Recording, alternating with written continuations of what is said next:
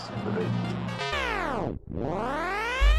na na moonlight, na na na na in the sky, na na na na you say, na na na na popcorn, na na na na moonlight, na na na na in the sky, na na na na you say, na na na na popcorn. Hey, you Slumpbusters at Juju Talk Sports, joined by C Money, and it is time for Cobra Kai, Episode 5 review, episode title, Counterbalance. Go ahead and hit that subscribe button. Stay tuned for more episodes as we come out with them. But all right, Slumpbusters. This is probably actually one of my favorite episodes in the series, just from the get-go. You could definitely tell it's going to get a nice review from us. It starts off pretty simple. We got a nice little training montage, a little Rocky-esque. You just see Miguel. He's starting to get into those knuckle push-ups that he struggled so much with in episode 1. We learn, obviously, it was a big theme of the ending in the last episode that the best defense is more offense. And we see it. We just see a lot of really cool scenes to start the episode. And then it gets broken up because Johnny is subletting his dojo to a yoga studio. So we still got that element of humor in there. It's just so ridiculous. Just imagine that, you're training your kids to become badass, and then all of a sudden the yoga lady comes in and just takes over your whole dojo, and you're like, yeah, I'm doing it for extra money. Lighting the candles, putting up the posters over the strike hard, strike fast, no mercy. Got to change that zen in the studio. Got to make it more like a yoga presence. Let's see. So one of the other big things. So we get a little bit of more fallout from the dick billboard incident. This is where we learned that Daniel is just as big a dick as what was on that billboard, because he does a little bit of shady backdoor dealings to talk with the owner of the strip mall, just basically to fuck over with Johnny and some of the other strip mall people.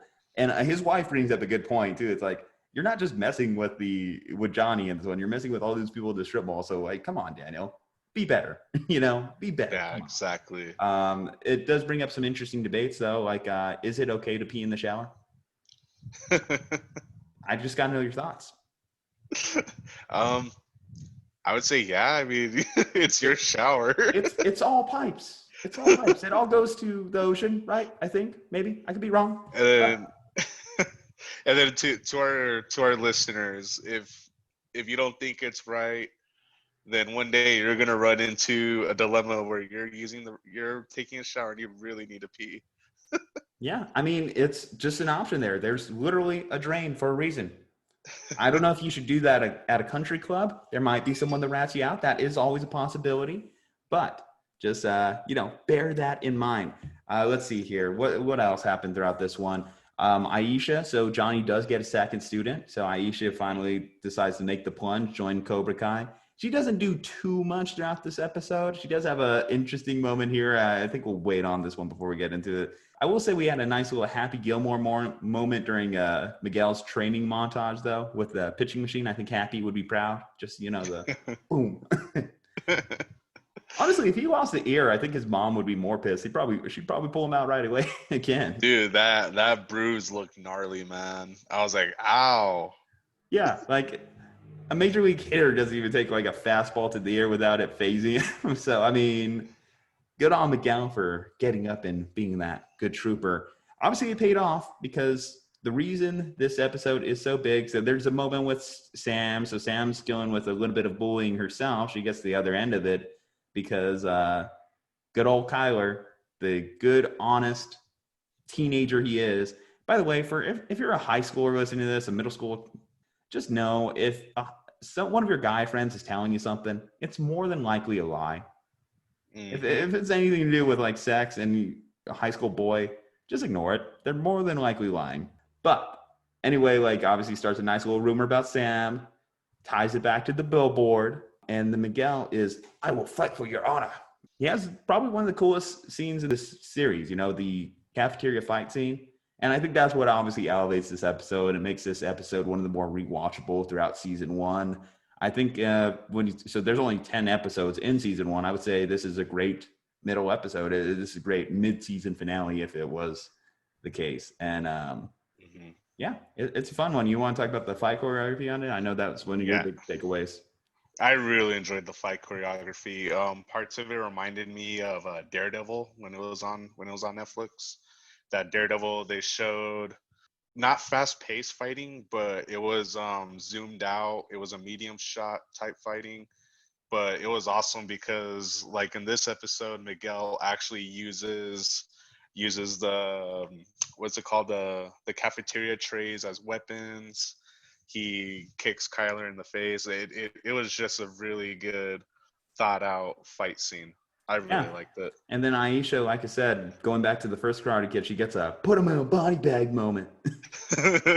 Was it what she yelled, like finish him? It's like, Yeah, she yelled something so 80s that yeah, an 80s kid would yell.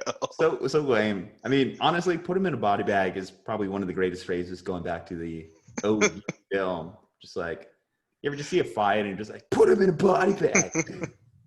And then let me just say this. So the high school that I went to, this would not be going down.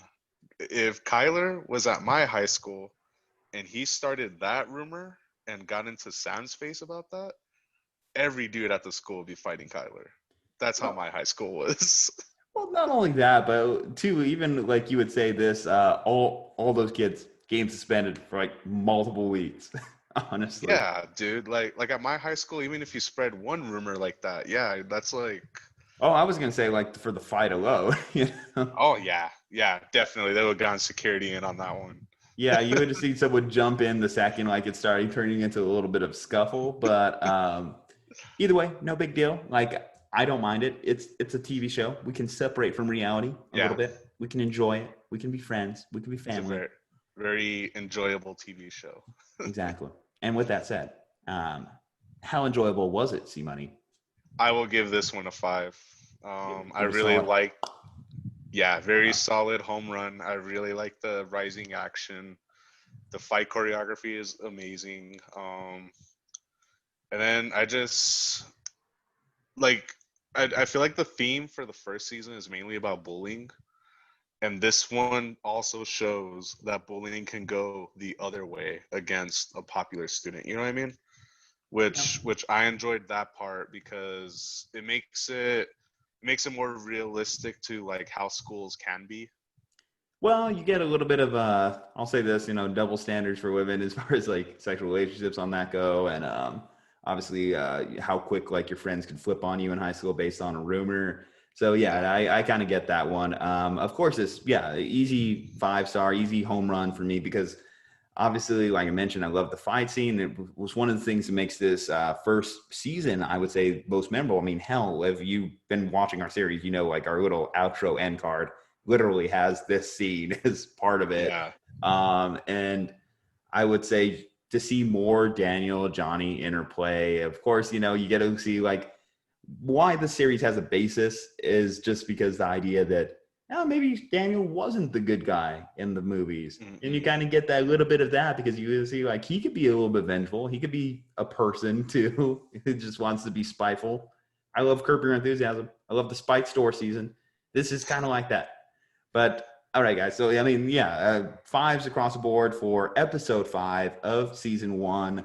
Tell us what you think. Tell us what you thought of the cafeteria fight. Hit that subscribe button. Give us a like, comment, and we'll see you on the next one.